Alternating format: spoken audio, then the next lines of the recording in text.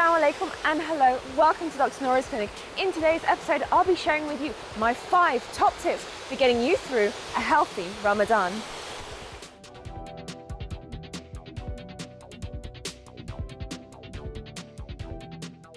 The act of fasting allows one to reflect, recalibrate and detox from our routine day-to-day life. Take for example, tea or coffee. How much do you have in an average day? For me, I have 2 cups of coffee and 3 cups of tea throughout my day. And as we know, our tolerance to caffeine changes the more and more we have, so it doesn't have that great effect on us. So by fasting, it allows you to stop, pause, rewind and reflect. Ramadan is the holy month that's celebrated by millions of people around the world. It primarily involves fasting from sunrise through to sunset. Yes, that is right, that means no food or water. And it's for that reason that certain groups of people advise not to fast. For example, those who may be pregnant, breastfeeding, those who've got chronic medical conditions, or those who may be frail and elderly. Those groups of people, however, may do other things. They may observe it by coming to the mosque, for example. If you're unsure about your medical eligibility for fasting, be sure to speak to your medical doctor. After all, you may end up with a sick note. Doc, Yes? I need a sick note. Why? What's wrong? It's Ramadan. Yeah. They expect me to fast. But you don't need a medical note to exempt you from fasting. You don't understand, doctor. What's wrong? My boss is a Muslim. Oh, well, here you go. Here's a medical note. Alhamdulillah. Now, of course, if you are able to fast, here are my 5 top tips to get you through a healthy Ramadan.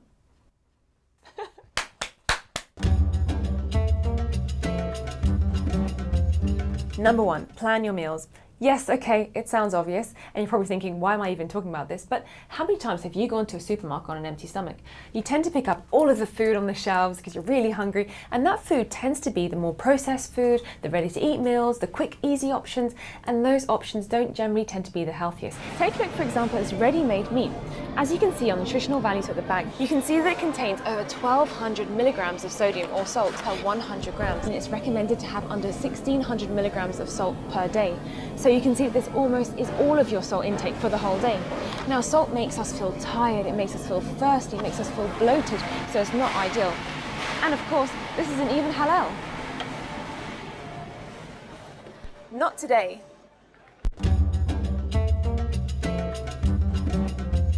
Congratulations, you've made it through your first fast and very, very well done to you. Now, as tempting as it may seem to rush off into the kitchen, rummage the kitchen fridge, the stoves, the cupboards, I definitely advise you not to do so. Remember, your digestive system has been asleep for the past 12 to 18 hours, depending on where you are in the world. And so if you eat too much too rapidly, it's going to cause your stomach to go into overdrive, producing lots of acid, and then you'll have acid reflux or heartburn, which isn't very pleasant. But not only that, when we're fasting, our stomach shrinks in size. So if you eat a lot rapidly, it's going to stretch out and cause you to have stomach aches. But not only are there health benefits, there are also other benefits as well to eating slowly. By eating slowly, it allows you to reflect and appreciate your newfound clarity on your relationship with food.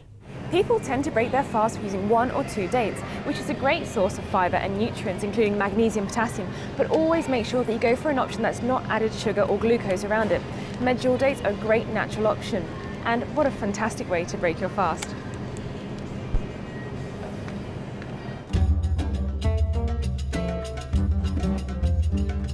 Number 3, what to eat. To help you get through your fast, eat foods that will release energy slowly over a long period of time. These include low GI foods such as low GI bread, pasta, basmati rice and even sweet potato. Also choose foods that are high in fibre such as a handful of nuts, pulses, vegetables or fruits. Aim to have a balanced diet throughout Ramadan. You should typically aim for a plate that has 30 to 45% of carbohydrates with some vegetables mixed in and around 30 to 40% protein. Limit your fat to under 35%. This could include treats and also vegetable oil. And always make sure that you drink plenty of water and avoid any sweetened beverages such as orange juice. So, unfortunately Nutella, this is not the month for you. We're going to have to banish you from our food chart. Now, Ramadan is a time when families come together and give each other gifts, including beautiful sweets. But After fasting, I'd advise you not to overindulge in those sweets because it can make you have withdrawal symptoms. It can make you have more cravings for them as well, so you end up being in a bit of a vicious cycle. But not only that, they can give you headaches, migraines, low energy, mood swings. Oh my goodness, why would you do this to yourself? And always, always remember to drink plenty of water, including non-sweetened beverages throughout your day. And that leads me on to my next point. Don't spend every hour after sunset eating food. Now, as humans, we all do it. When we have a deadline, we cram in the food as much as we possibly can. But I would strongly recommend not to do this. Your body needs time. It needs time to break down the food. It needs time to absorb the food. It needs time to rest. Your body is very clever. Did you know that your stomach actually releases chemicals to your brain to say, hold up, I'm no longer hungry anymore, I'm actually full. So by giving your body some time, it will allow it to communicate with itself. And it also gives you time to do something else as well, such as exercise, which leads me on to my next point. Number 4, exercise. The best time to exercise during your fast is about 1 hour before the sun sets. Your carbohydrate levels are low, so only do low intensity training. Now this could include things such as light weights, yoga, stretching, or even just walking in the park. If you've got a local Kmart or Argos, they often sell a series of light weights. And yes, even by doing these light weights, it does still count as exercise. And on the plus side, by the time you've done a few reps, you're actually closer to your fast breaking. The other ideal times to do exercises are after your main meal and after sahur. At these points, your energy levels are high, so you can go for higher intensity exercises such as jogging, cycling, or even using the CrossFit trainer at the gym. And by doing this, you're helping to keep your body fit and healthy.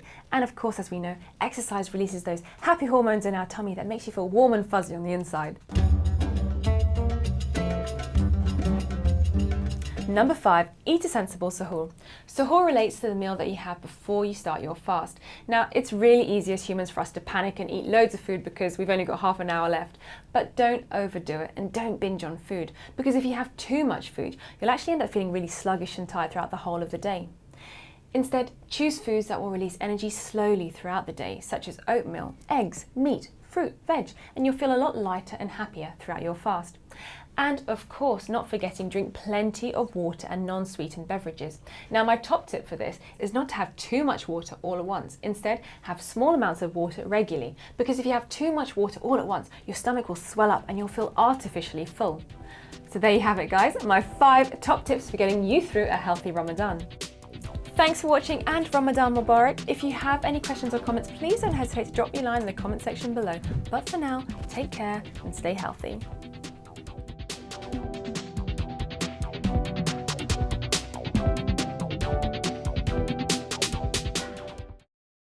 And my final tip, yes, that is right, there is a bonus tip. Remember that Ramadan isn't all about eating food. Take the time to remember why you're fasting. Take the time to reflect and recalibrate.